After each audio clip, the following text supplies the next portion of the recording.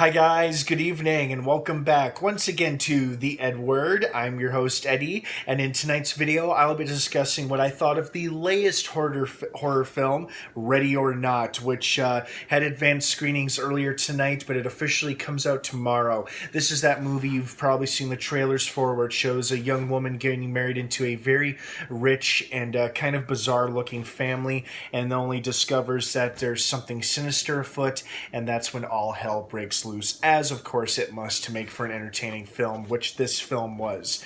Alright guys, before I begin, of course, and I go on, please be warned, this is a spoiler-filled film review. Again, if you have not seen Ready or Not and you would like to, don't keep watching or listening, as I will be going into spoilers, be discussing character details, key scenes, plot details, and all that jazz. So you have been warned, you've been given your spoiler warning, so spoilers are abound starting now.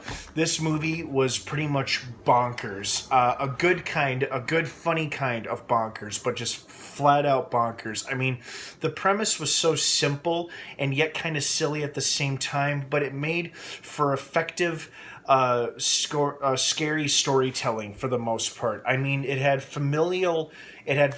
not familial, excuse me. It had familiar elements of Get Out, which was essentially like a similar story where an outsider is brought to a family, and they're greeted and treated well at first, and then as they slowly get to know their family and their partner more, they discover something sinister and evil is afoot, and then it ultimately becomes a fight for survival at their expense. And that's exactly what Ready or Not was. I mean, the gist of the story is a bride marries into this rich family who must sacrifice her during a game of hide and seek in order to keep the family safe and from a curse from a curse that they believe is upon themselves, that if they don't offer up fresh blood to what ultimately turns out to be Satan. They call him Mr. LaBelle, the guy who basically gave them all their success and fame and the wealth, but it's basically essentially Satan, as we see during the ritual sacrifice scenes.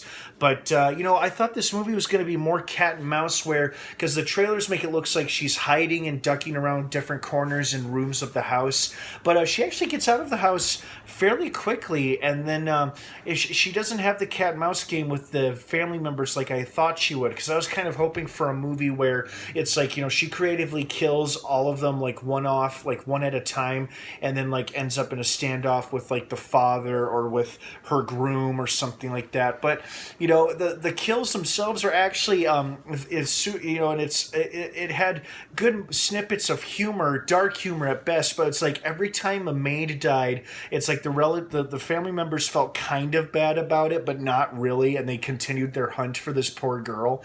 And it was just so bizarre and kind of unsettling, but also kind of funny at the same time. It's like, it was an interesting balance of like comedy and horror, I would say. I don't know if they intended it to be a comedy horror film, but that's what I'll classify it as. But just overall, a solid, entertaining, simple story, and a very fun movie. And it had some great what the fuck moments and shock and gore in it. No shortage of gore or blood effects. And I think one of my favorite scenes has to be when she thinks that she finds one of the little boys, which would be her nephew, in the barn, and she tries to get him to help her, and then it's revealed that he points a pistol at her and shoots her right through the hand, and a great big hole is left in her hand, and then of course she decks him, knocking him out, falling backwards into like this garbage chute of corpses, unfortunately for her.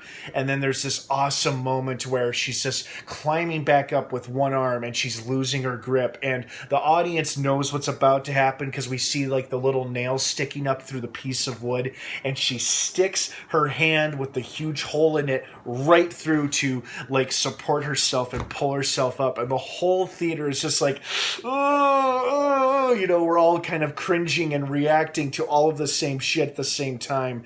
And then this is just kind of just such a goofy movie, because the premise is simple yet kind of silly, and then it's what makes it so watchable and entertaining entertaining and some awesome performances by some great actors who really gave it their all despite kind of the ridiculousness of this movie. This must have been a fun movie to shoot, and you could just tell based on the energy of the performances alone, they probably had a great time shooting this. So, and then I love the ending, how it's like, okay, they're all still alive. Was all of this carnage and bloodshed really for nothing? Like, are they really going to try to make peace with Grace? And then, of course, the crazy aunt, who is a huge highlight in the film. That actress did a great job. You know, blows up spontaneously, and I'm like, oh, okay, so they all are going to die from spontaneous combustion. That's hilarious, including her would-be groom, who unfortunately ended up turning on her. But I did think it was kind of cool how the alcoholic brother ultimately did end up trying to help her, to save her, which I thought was a nice gesture before his untimely death. But yeah, entertaining, solid film. Really liked it. If you're a fan of horror, or if you like horror comedies, I would highly recommend this movie. You know, and there's no post-credits scene at the end, no stinger, nothing like that. You can leave once the credits start to roll. And everybody did a great job in the film. You know, awesome practical blood spatter and gore effects, and simple story. And it was just one beat after another. You know, they really jumped right into it with the wedding, the introducing the bride to the tradition, and then the hunt begins during hide and seek.